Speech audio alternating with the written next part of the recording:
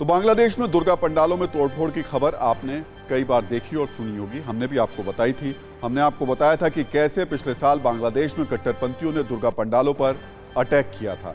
क्या आपने कभी ये सोचा कि कट्टरपंथियों की ये फसाद वाली मानसिकता हमारे देश में भी है? हमारे देश में भी कट्टरपंथी दुर्गा पंडाल पर अटैक कर सकते हैं। ये हैदराबाद में हुआ है। हैदराबाद में बुर्का पहनी दो महिलाओं ने दुर्गा पंडाल में लगी देवी प्रतिमा को क्षतिग्रस्त करने की कोशिश की। इस पर अब सवाल उठ रहे हैं। पुलिस इन महिलाओं को मानसिक तौर पर बीमार बता रही है, लेकिन सवाल पुलिस के इस तर्क पर भी है।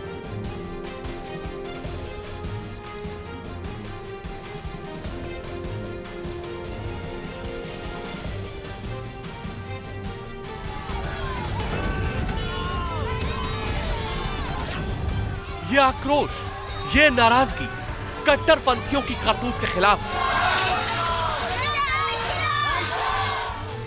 ये गुस्सा आस्था पर अटैक के कारण लोग सड़क पर इसलिए उतरे हैं क्योंकि कट्टरपंथियों की विकृत सोच ने मां दुर्गा की प्रतिमा को निशाना बनाया है। मां दुर्गा की प्रतिमा को खंडित करने वाली ये कट्टरपंथी करतूत बांग्लादेश की नहीं, आस्था पर आघात करने वाली ये वारदात हैदराबाद की। हैदराबाद में बुर्का पहनी दो संदिग्ध महिलाओं ने पूजा पंडाल में एंट्री की और मां दुर्गा के वाहन शेर की मूर्ति को खंडित करने की कोशिश की। एज सून एज इंफॉर्मेशन आया सुबह हमने एक केस रजिस्टर किया है। सेक्शन 153 है, 295 है, 504, 451 रेड विथ 34 ये सेक्शंस के मुताबिक हमने एक केस रजिस्टर किया है। डॉक्टर के रिकॉर्ड के साथ हम प्रोड्यूस करेंगे and magistrate will take a call and further information and investigation details हम शेयर करेंगे with the court and with the media. इस घटना ने साबित कर दिया कि कट्टरपंथी सोच बांग्लादेश से हैदराबाद तक एक जैसी है। इस वारदात ने बता दिया कि कट्टरपंथी चाहे बांग्लादेश में रहते हो, लंदन में रहते हो या हैदराबाद में, उन्हें दूसरों की आस्था की परवाह नहीं।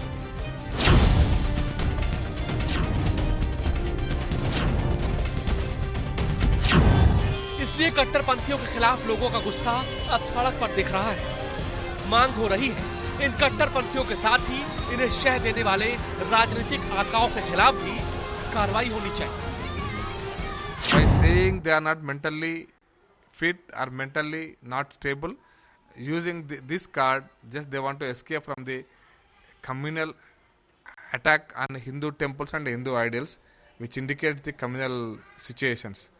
So I request the communal organizations and police also to take necessary action to avoid such type of incidents again and again.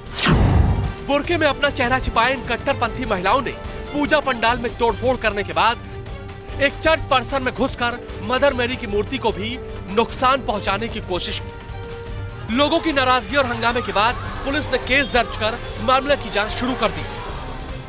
हालांकि शुरुआती जांच के बाद पुलिस कह रही है दोनों महिलाओं की मानसिक स्थिति ठीक नहीं। तो पुलिस कह रही है कि तोड़फोड़ करने वाली दोनों महिलाएं मानसिक तौर पर बीमार हैं। उनका इलाज चल रहा है। ये बात सही भी हो सकती है। अगर दोनों आरोपी महिलाएं बीमार हैं और उनका इलाज चल रहा है तो इसके मेडिकल सबूत होंगे और मानसिक तौर पर बीमार लोग आमतौर पर ऐसी हरकतें करते हैं।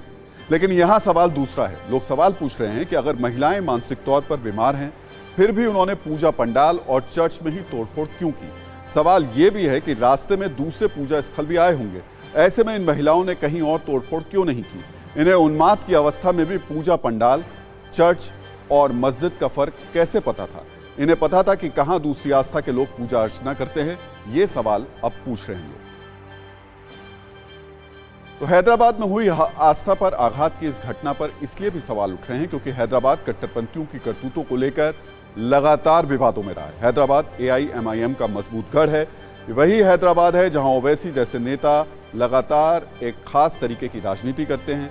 यहां हम आपको याद दिलाना चाहेंगे कि अगस्त के महीने में भी इसी हैदराबाद में विवादित stand up comedian Munawar Faruqui के शो को लेकर भी कट्टरपंथियों ने हंगामा किया था। तब हिंदुओं की भावनाओं को आहत करने वाले मुनव्वर फारूकी के शो के पक्ष में जबरदस्त बवाल हुआ था। आज उसी हैदराबाद में पूजा पंडाल में मां दुर्गा की प्रतिमा को नुकसान पहुंचाया गया। इसलिए सवाल उठ रहे हैं कि क्या हैदराबाद कट्टरपंथियों का गढ़ बन गया है? क्या हैदराबाद में जानबूझकर हिंदुओं की आस्था को ठेस पहुंचाई जा रही है? तो हैदराबाद के पूजा पंडाल में मां दुर्गा की प्रतिमा को नुकसान पहुंचाने का जो घृणित कोशिश की गई, उसके बाद सवाल यह भी है कि क्या दिन ब दिन हैदराबाद में कट्टरपंथी मजबूत होते जा रहे हैं? इसकी वजह भी है। ये वजह है तेलंगाना की केसीआर सरकार की नीतियां। यहां हम आपको ये जरूर बताना चाहेंगे कि केसीआर सरकार पर अक्सर तुष्टीकरण वाली नीतियां अपनाने का आरोप लगता रहा है। तेलंगाना में के चंद्रशेखर राव की सरकार है। ईद पर तेलंगाना सरकार करीब 2 लाख गरीब मुस्लिम परिवारों को गिफ्ट पैक देती है। इस पैकेट में साड़ी, कुर्ता, टोपी और इत्र होता है। अब हम कुछ पॉइंट्स के जरिए आपको बता रहे हैं कि आखिरकार क्यों केसीआर की सरकार पर तुष्टीकरण के आरोप लगते हैं। तेलंगाना सरकार ने मुस्लिम युवाओं के लिए एक अलग IT गलियारा और औद्योगिक परिक्षेत्र बनाया हुआ है। तेलंगाना सरकार ने सूबे में मुस्लिमों के लिए 120 अल्पसंख्यक आवासीय शैक्षिक संस्थान बनाने का काम किया है।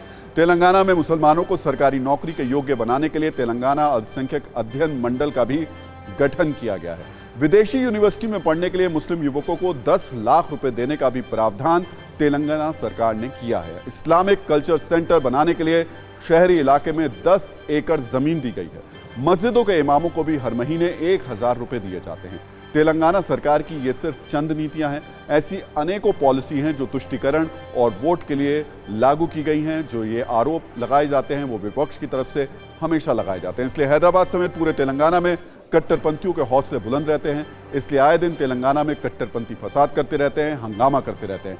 इसलिए जरूरी है कि पुलिस दुर्गा पंडाल में हुई घटना की सही तरीके से अब जांच करे। तो हैदराबाद में पुलिस महिलाओं को मानसिक तौर पर बीमार बता रही है। मेडिकल सबूत इसका खुलासा करेंगे। ये सच भी हो सकता है, हम बार बार ये बात कह रहे हैं, लेकिन इस सच के बाद भी कट्टरपंथी विचारधारा के लोग जो हैं वो अवचेतन यानी सबकॉन्शियस में इतनी गहरी पैठ बनाकर कैसे बैठे हैं, ये बड़ा सवाल है। इन सवालों पर चर्चा समाज विज्ञानी करेंगे।